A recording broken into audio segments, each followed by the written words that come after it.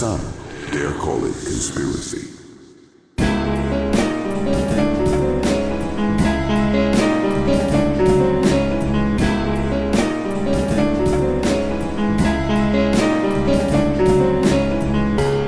Welcome to the Some Dare Call It Conspiracy podcast, hosted by Brent Lee and Neil Sanders. After nearly 20 years exploring the world of conspiracy culture, we are taking our guests and listeners on a guided tour of the rabbit hole. Our mission? To discover where the truth lies. So, the craze. Is there an element of gangsterism involved in the music industry? Yeah.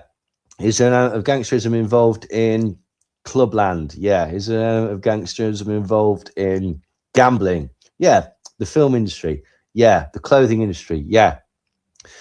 It's not, there's one thing that runs through all those industries that is the reason that gangsters are there. It's money. Yeah, it's fucking money. Like, it's nothing to do with the Illuminati or anything like that. And that's why the craze were involved with certain celebrities. It was to promote their clubs, get them in the newspapers, and ultimately make them more famous and make them more money. So, this is from an article called The Craze Celebrity Friendships from Barbara Windsor to Matt Goss. Ronnie Cray wrote his autobiography, "They were the best years of our lives. They called them the swinging 60s. The Beatles, the Rolling Stones were rulers of the pop music. Carnaby Street ruled the fashion world. And me and my brother ruled London. We were fucking untouchable." The celebrity names said to be associated with them read like a who's who of the time, with many famous faces joining them at their Soho club. Those thought to have known the craze include actors George Raft, Liza Minnelli, Jane Mansfield, and singers Frank Sinatra, Shirley Bassey, Cliff Richard, and Danny LaRue, as well as comedian Peter Sellers. David Essex apparently got his first break after being spotted by the craze singing in a tiny London venue and invited to perform at their club. Meanwhile, Debbie Harry was one of their many famous visitors to prison, where after their life sentences for crimes, including murder. Late EastEnders and Carry On star Barbara Windsor was a close friend to the craze in her early career. She also, they were said to admire her for pulling herself up from her East End roots to become a screen star. Before her first marriage to gangster and club owner Ronnie Knight, Windsor was said to have had a fling with Reggie and a longer relationship with older brother Charlie Cray. Windsor and the craze paths crossed again when she was filming 1963's Sparrows Can't Sing, when they reportedly threatened the film crew for not seeking their permission to film in the East End of London, despite the police having given the production the okay. Wizard of Oz star Judy Garland's friendship with the craze is often mentioned as one of their starriest connections. The US singer and actor apparently took a shine to the gangster's mum, Violet, as well as their aunt. One star regularly spotted on the party scene with the twins during the height of their reign was Diana Dawes, who met them through her first husband, Dennis Hamilton. She also became friends with their mum, Violet, even attending her funeral in 1982. And I was at Violet's funeral.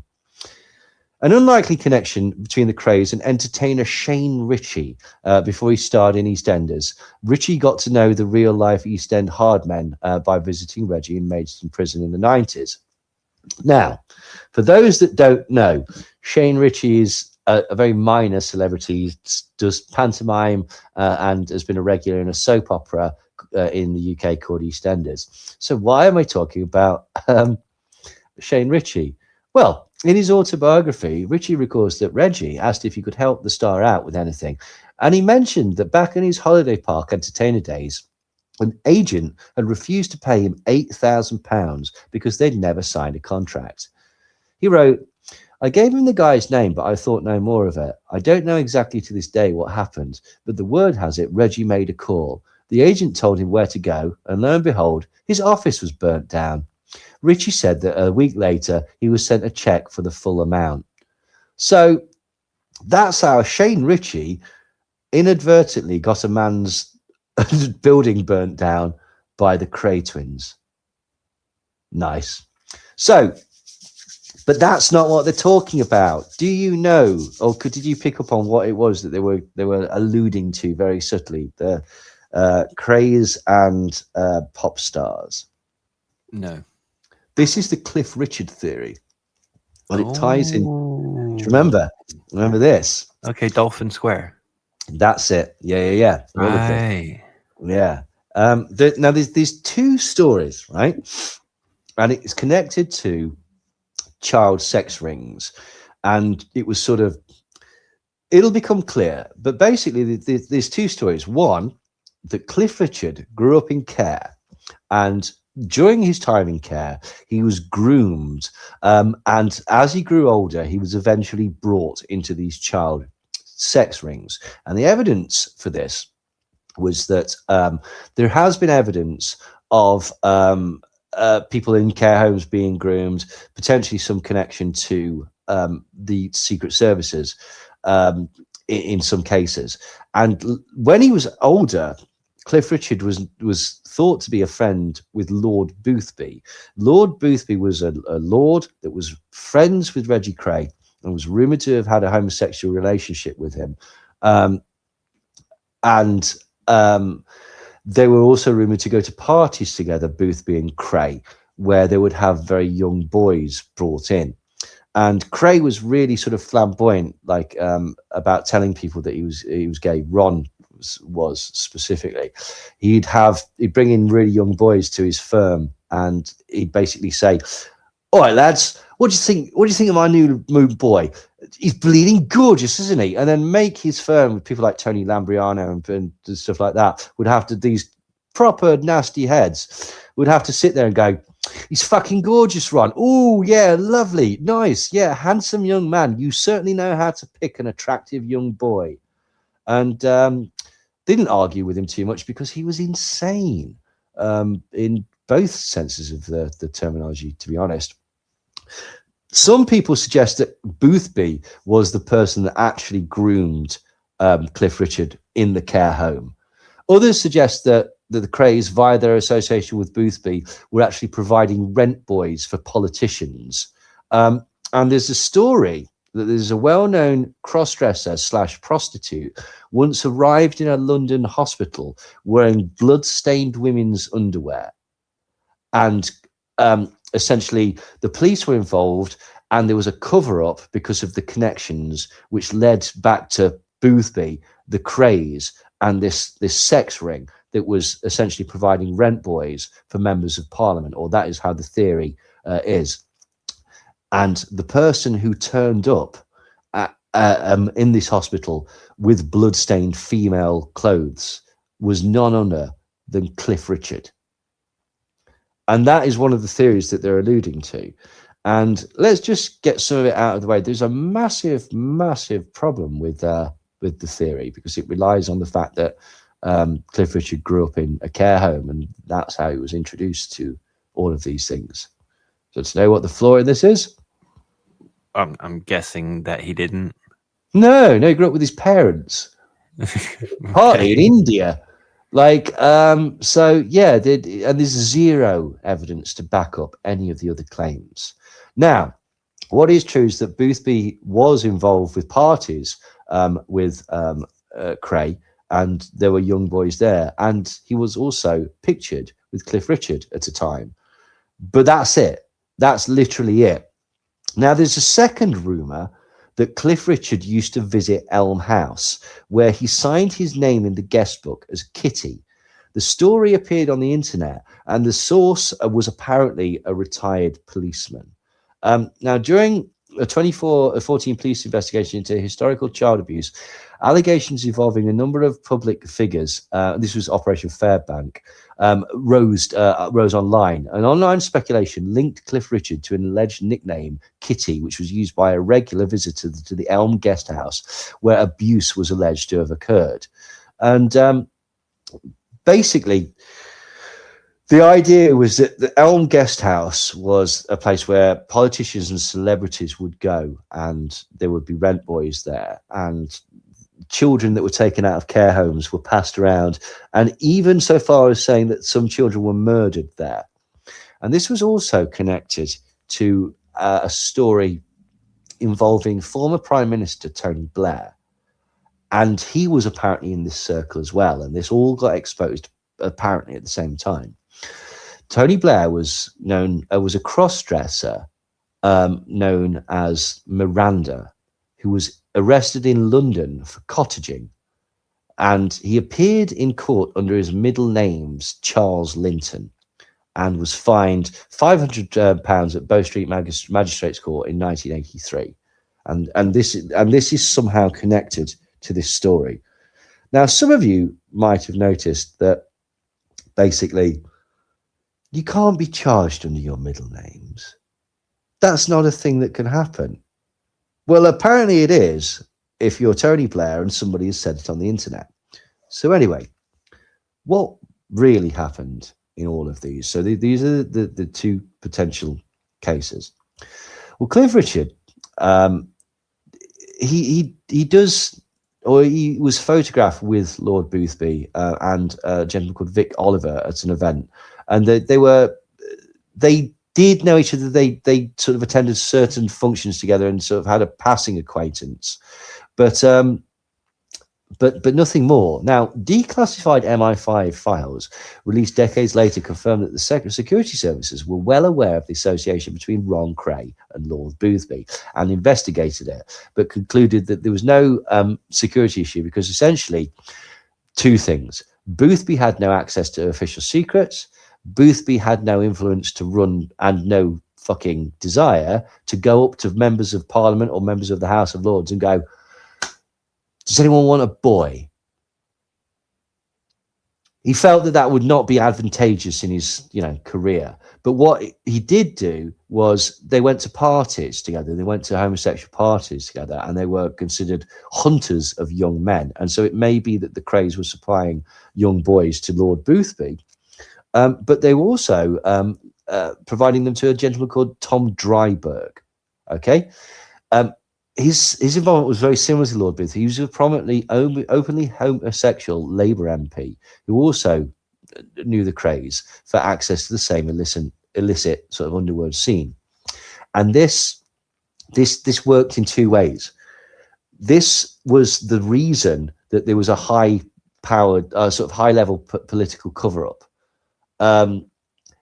See, Dryburgh was the person that sort of apparently sort of introduced Boothby to Ronnie Cray, and he was known for a risky, brazen lifestyle, and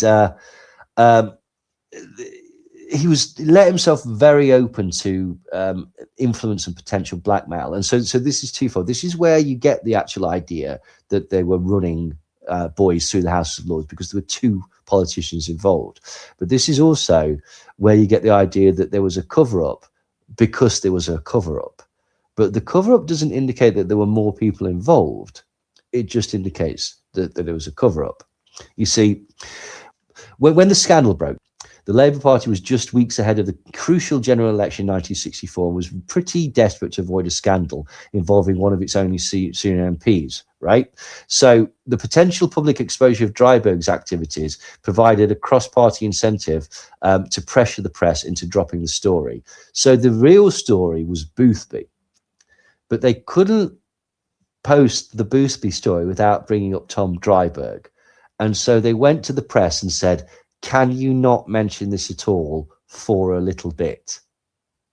Because it will affect the general election. And so by actually doing a low-level cover-up, it gave rise to the rumour that there was a larger cover-up involving far more MPs. Does that make sense? Do you see what I mean?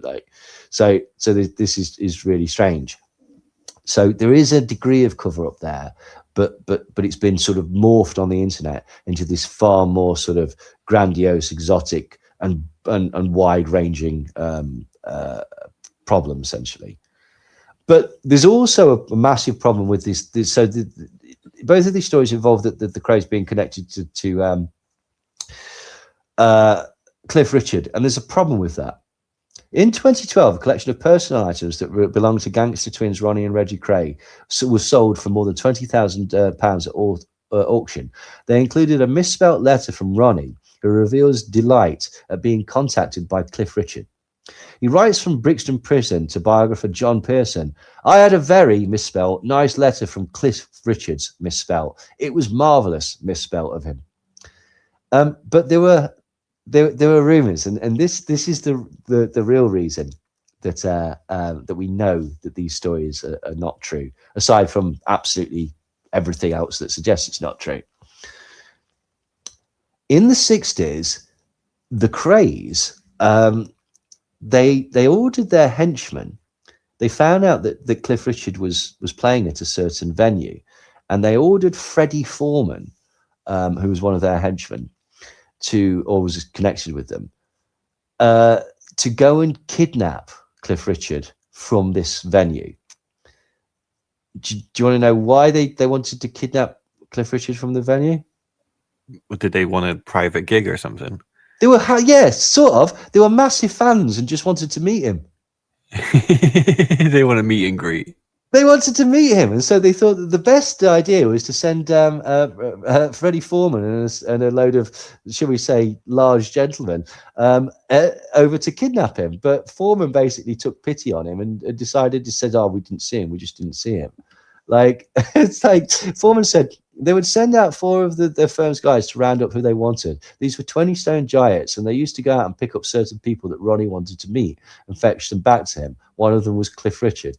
They sent out 3 guys to pick him up and bring him back. He was appearing at the theatre, but these 3 henchmen, they didn't have the heart to do it, so they never bothered. If they'd done, I don't know how it would have turned out, but it wouldn't have been very pleasant for Cliff. Ronnie got very annoyed because they never got him. They couldn't get to him with all the fans. And the internet obviously speculated that Reggie fancied Cliff, which may have been the case. Who knows? So just to go on to Elm House, because this is the connection that they're talking about. And again, this is a thing that is considered a truism within the conspiracy world to this day. Elm House and Dolphin Square were where MPs such as Leon Britton and various others took young boys as part of an MI5 child sex ring, and certain pop stars were involved in this. So in the 1970s, Elm Guest House owners Haroon and Carol Kassir, they allowed male prostitutes to take their clients to the establishment, and this was true. They basically let prostitutes use the building. A party was raided by the police in 1982, and the Kassirs were charged with running a disorderly house. Now, in 1990, there was this journalist called James Hanning, and he was approached by, and you'll probably know this guy or know of this guy, Chris Fay, a Labour councillor, convicted fraudster in a campaign for the National Association of Young People in Care, who claimed under oath that former Home Secretary Leon Britton had been involved in abuse, and that in March 1990 he'd seen a photograph of Leon Britton with a young boy. He said that the photo had been shown to him by Carol Kassir, owner of the Elm Guest House, who died weeks later. Fay alleged that children from the Grafton Close Children's Home in Richmond, southwest London, had told him that they'd been trafficked to Elm Guest House, and he drew up a list of public figures that he said victims had told him had stayed at the Elm Guest House. He also said that he'd come into or been made aware of a video that had been circling of Leon Britton, possibly dressed in a French maid's outfit, sexually abusing young boys. This was what Chris Fay said. The list of members to Elm Guest House included former government ministers, senior MPs, top police officers, judges, pop music stars, and people with links to the royal household. And it was uploaded to the internet. And it included Leon Britton, MP, Cyril Smith, MP, Ron Brown, MP, under the name of Naismith for some reason, Harvey Proctor, MP, Colin Jordan, the former head of the National Front, which is a racist far-right political organisation, Guy Hamilton Blackburn of the Westland Helicopters, don't know who that is, Ray Wire from the Gracewell Clinic, Jess Conrad, who was a singer, Cliff Richard, pop star, and someone called Gladys. Ronnie Wells of the Viscounts was potentially Gladys. So this is where those two stories sort of overlap slightly, because if you remember, Gladys was Cliff Richard previously. In this one, Gladys is Ronnie Wells of the Viscounts. George Tremlay, who is the Tory leader of the GLC, Richard Miller, who's in the Monday Club, which is a conservative organization. Peter Campbell, also in the Monday Club. Peter Campbell, it says, was a front for Glenn Cross, a South African who had a base in Holland, a porn dealer, a top dog at Spartacus, which is a paedophile magazine deeply implicated in the Guest House child rape scandal. John Rowe, who was a member of MI5. R. Langley, who apparently worked at Buckingham Palace. Anthony Blunt, who was a spy. Commander Richard Trestrill, who was connected to the Royals. Charles Irving, MP, who was in the Monday Club. Peter Bottomley, MP, who was in the Monday Club. Gary Walker from Sinn Féin. Stan Matthews, who's in the Monday Club. So this was picked up by MP Tom Watson and also a magazine, an online magazine called Exaro magazine. And they took it very, very seriously. And they combined this with the testimony of a man called Carl Beach, who had claimed that there'd been a child sex ring connected to Parliament. And he claimed that several celebs and MPs had raped him and that he had witnessed the murder of 3 boys. Beach claimed that the gang included the former Prime Minister Edward Heath. And this is where it connected to David Icke, because David Icke had long said that Edward Heath was a reptilian that people had seen transform into a lizard, and was also a known paedophile that used to take children from Hautes de Garonne in Jersey and have sex with them, then murdered them by throwing them off his yacht. And this was connected to the Hautes de Garonne child's care home, where apparently there was also a satanic child sex ring going on.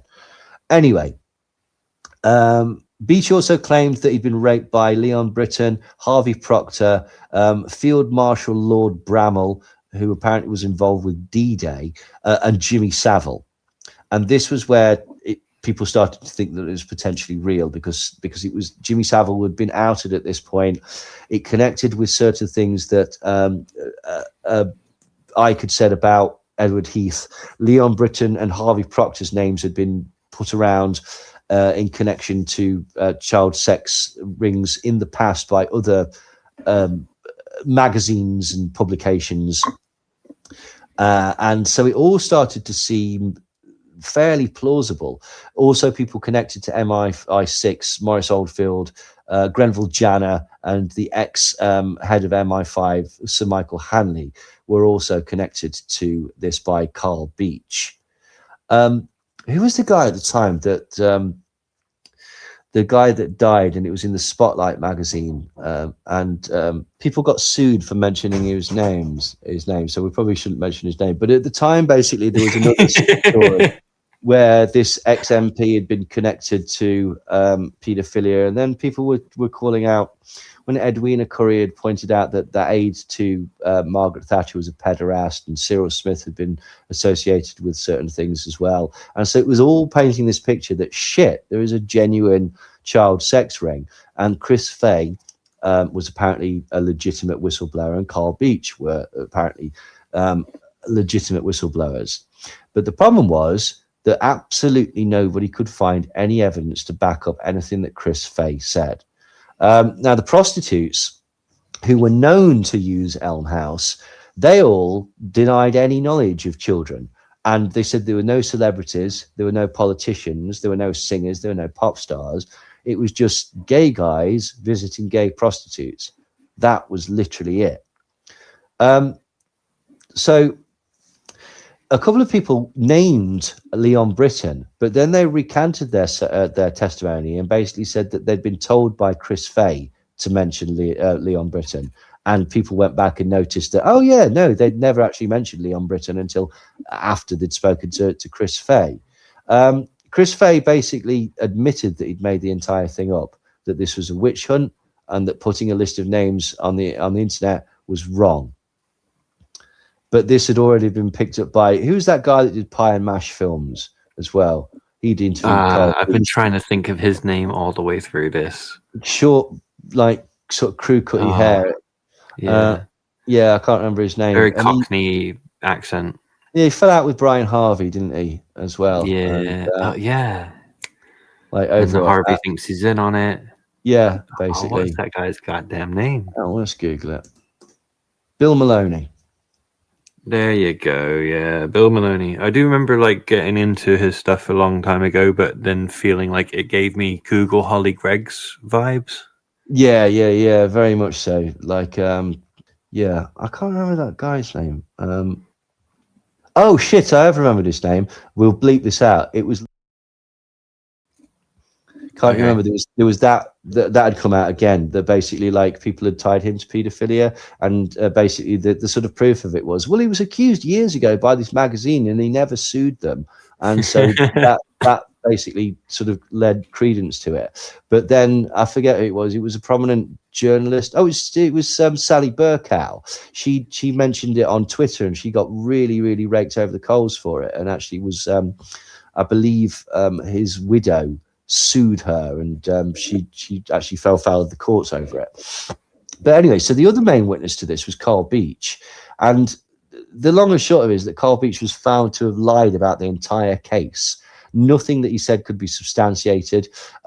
For example, he claimed that he developed a lifelong fear of water and could not swim because of some of the abuse involved him being held underwater and thrown in a pool. But numerous pictures showed him enjoying swimming, including one snap of him with flippers, mask, and snorkel on holiday. Like, he also said that he'd been regularly taken out of school to be abused by the gang, but his attendance record was found to be exemplary. He'd sent false information to the police from an encrypted email account that had set up for a fictitious man called Fred, who he'd named as being present when he was abused. So he basically like just made up the entire thing. He later told police that the locations for abuse had come from his head, yet searches for his computers revealed that he'd done extensive research. So Carl Beach had actually, what he'd done was he'd created this entire fantasy around himself. He'd researched people like Leon Britton and Harvey Proctor, who'd been accused before. He sort of bumbled into Chris Fay, who was also a fraudster and a liar, who had used the fact that Carol Kazir had died in order to essentially make up whole cloth accusations about, again, Leon Britton. And they basically both came together and spoke about child sex rings in Elm House and Dolphin Square, and it was connected, as say, to real stories about Cyril Smith, the association to that particular lord that had resurfaced, and it really gave an impression that there was a real thing going off, and so that was why people were really cross when it transpired that it was all made up. And even in the conspiracy world today, I remember at the time being furious. For example, when and this was silly in retrospect, like when certain people weren't investigated, and I think I've made this argument on various conspiracy shows that I was on in the past. Oh, they investigated Cliff Richard to bugger it up because they knew that if we'll fuck it up to the public, and then the real people can get away with it. And it transpired that like the whole thing was just lies, just complete lies. But what about Tony Blair? Is that true? Was there someone called Miranda that was found cottaging and then let off by basically giving his middle name? Was he given the nickname Miranda? What do you think, Brent? I'm going to go with false. Partially true. Now, not the half the truth is still a lie. All right, fair enough. There are elements of it which are true. Now, he didn't ever get caught cottaging, and he never went to court and was fined over it. And as we've said before, you can't use your middle names. Trust us, if Tony Blair had been found doing anything like that, people would know about it. But we'd be on that. Well, absolutely. But there is an element of truth to it. When he was at Fettes College, which is a secondary school in Edinburgh, he had a nickname, and his nickname was Miranda. He didn't choose this nickname. Basically, he was being bullied. It was because he was fresh-faced and had long hair. Apparently, he modelled himself somewhat on Mick Jagger as a youth. So sometimes he was called Miranda. Other times, he's become known as Emily. That was another nickname that he had at school. And again, it was all to do with the fact that he had long, girly hair. And, That was why he was called it. He was later given nicknames such as Blyer, Bambi, and America's Poodle, but you know, they were for very, very different reasons, basically. So then they blather on about Freemasons for a bit, and Garth goes on to talk about these fellow that likes Tataria and all this shit, and then he basically points out that you can kind of spot this. You could train yourself to spot all the symbolism. It's like, oh well, every time I turn on a film or every time I turn on the radio, there's these mind control people basically trying to get to me. How can I protect myself from that? How can I be aware that I'm being manipulated, and so I can put a block on that? And Coco says, well, just learn the basic tactics, the basic methods that they use. Understand the direction they want you to go in. And if you have the level of awareness, you're already okay. It's awareness. Awareness is the thing that disintegrates and dissolves all these spells. And I think that's describing not awareness so much as deluded bloody mindedness to not actually accept reality and to just, go, I'm right. I know everything. You might be telling me this mainstream science. You might be telling me this mainstream the media, but I know better than you. And then Garth says something particularly unpleasant. So how do you enjoy, because the reason I asked this is I grew up being massively into football, love football. Then football became really woke, really, politicized and all this, and I went off of it. I'll be honest with you, I couldn't be bothered with it anymore. And what he's talking about there is specifically campaigns designed to kick racism out of football, an acknowledgement that gay people exist and should be allowed to exist, and potentially connections to George Floyd, in as much as it was suggesting that black people should not be persecuted and murdered by the police.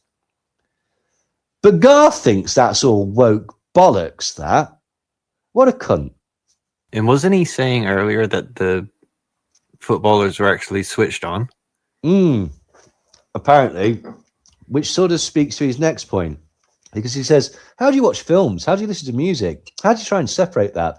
I understand what this is, got this nefarious stuff going on it, but at the same time, I just want to watch The Lord of the Rings. Well, do what you've just done there, cherry pick, but do it the other way.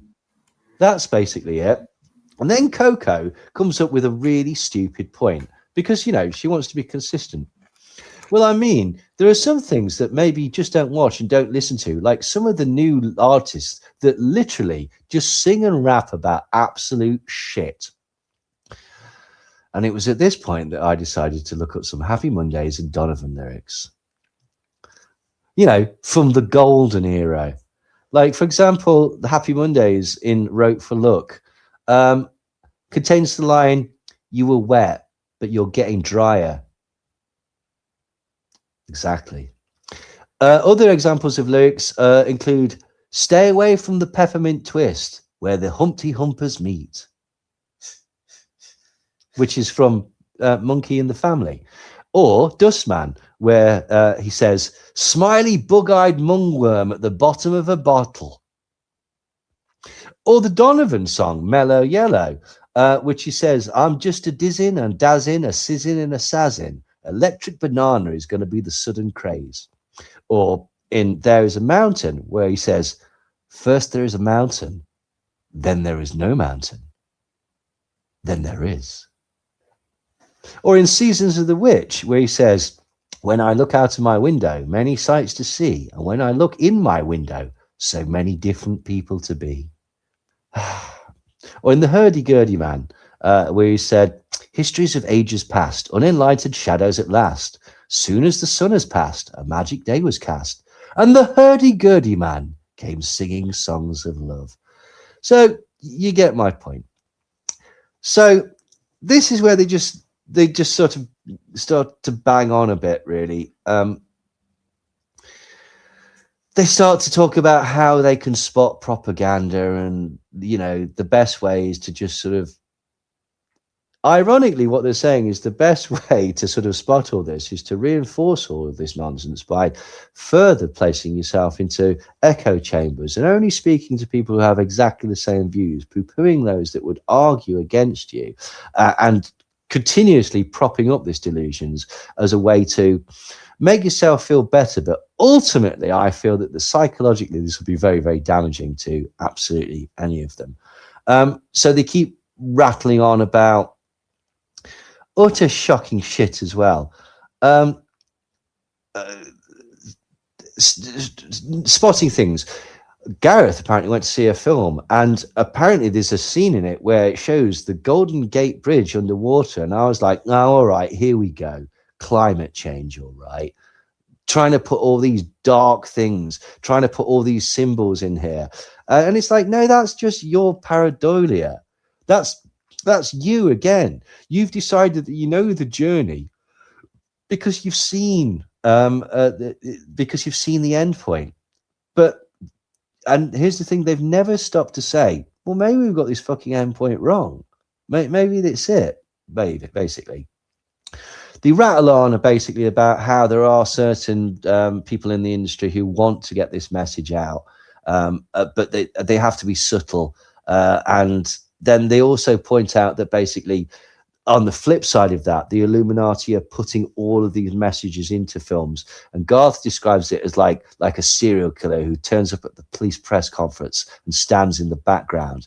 They kind of don't want to get caught, but they kind of do want to, they kind of want people to know.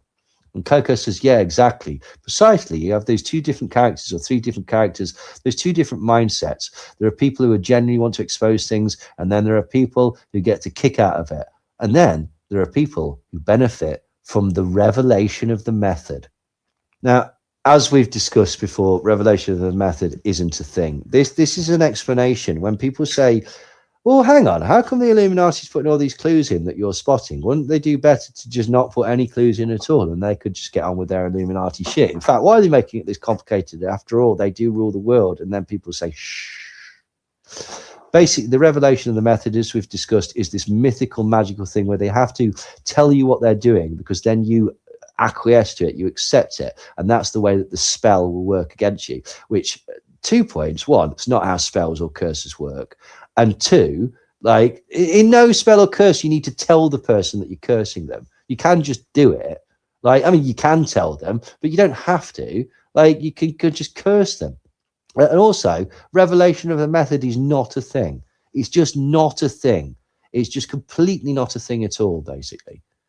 And this is it. They basically just wind up the interview now. And I think this pretty much sums up the position that Coco's in.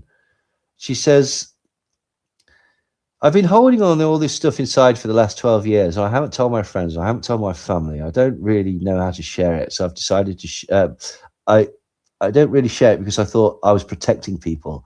I actually don't know how in the last few months I've decided to share anything.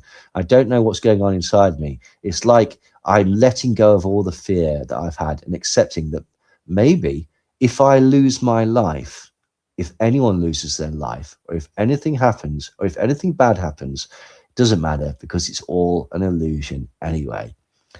And I said, oh, fuck off. This is just grandiose narcissism. You said literally nothing that can't be found with like a 10-second Google search, right? You've pinched everything from other people. This ridiculous concept that basically I'm connected to the music industry.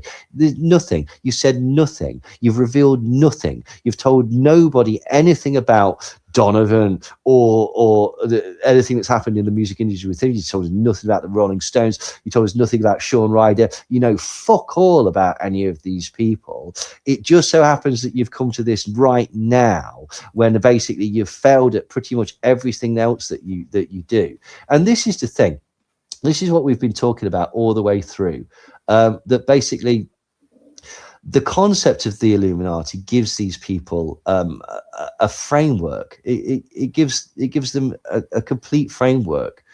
For example, okay, Garth finishes up by saying, I think as well it's acceptance, isn't it, that this is happening within lots and lots of people. And, you know, they could believe different things, but once you realize that this isn't it, you lose that fear, don't you? You know, all of a sudden that a kind of you know, that fear, I guess, of it's all over, that I'm all worm food, is all of a sudden, well, you know, it's I'm going off somewhere else and I'll do something else. And that's quite powerful, I think. And what they're talking about there is energy, and talking about the fact that basically all of this is all an illusion, all this is bullshit. It doesn't matter what happens in this experience, because you've got to go off and do something with your energy, like when you're reincarnated or something. And I was like, that is sad. That is sad. That is you unable to face reality to the point where basically you can't fucking deal with anything. She also points out, I went through a stage of hopelessness and thought I was at this kind of at the end for me, but I'm realizing that this is just a passage that I've been through, this sort of fall, this sort of losing one sense of reality and going through all these different struggles. And this is just part of the learning process. So I can let go of fear, so that I can feel like, well, for example, this, I was trying to protect people in the past, but essentially this is her calling. What does that remind you of? Every single one of these people. Yeah, Joseph Campbell's like hero's journey. This is the point. This is their entire worldview, is to create the worldview. This is why neither of them succeeded in the music industry, which they both were desperate to be involved in. It was because they were too righteous, and the Illuminati spotted that. Despite the fact that they were clearly special, they've both stated in this that they were special. You know, these people have this special energy that the Illuminati target. They were both targeted, but they were like, they would have gone too much off the rails, man. They'd have been fucking Kurt Cobain, man. They'd have been Jimi Hendrix or Jim Morrison. Then the Illuminati would have had to have killed them. And who can be bothered to go to all that fucking trouble? So, you know, just let them get on with their shitty existences. Like, it's horrible, basically. Like, she's also trying to convince herself, take things a little less seriously. Just go ahead and be yourself. Be as true as you possibly can be. And I wouldn't have got to this point if it hadn't gone so bad before, you know. And now I'm just a little bit more accepting and peaceful about everything. So in the follow-up, she says that the Illuminati do recognize special people that have this aura that can affect millions. And they recognize this through just sort of intuition of their innate psychic abilities and by looking at their birth charts. And that she was one of these special energetic people with a spark. And that's why she was groomed aged 15 to be a potential star.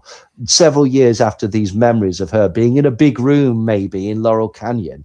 But she decided she refused to go along with them. And that's why they sabotaged her 15 odd years after that.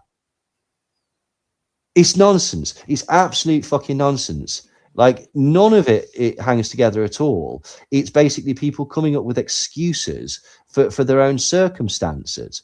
Like, I'll say it again. They're both broken because they were ignored by their dads. This has got incredible look at me, daddy vibes about it from fucking both sides of the table. Neither of them know anything about the topic. They're both desperate to be in the industry, which is ridiculous. This is obviously just a way for them to try and feel that they have a purpose, that they are special, that they are talented. And they are special and talented, and they have a purpose, because every fucker does. But not in this sense, not in this grandiose Joseph Campbell's fucking dark night of the soul, before I realized that all my failures in the music industry was so that I could reiterate shit that John Todd got found out lying about 20 fucking years ago. Like, it's not due to a lack of talent. Like, it's not due to a lack of luck. No, it's due to them not towing the line, because the Illuminati spotted that they were very, very special early on. And this is a microcosm of why people get into conspiracy theories, like, because it gives them all of those things. It's just a shame that they don't know what they're fucking talking about.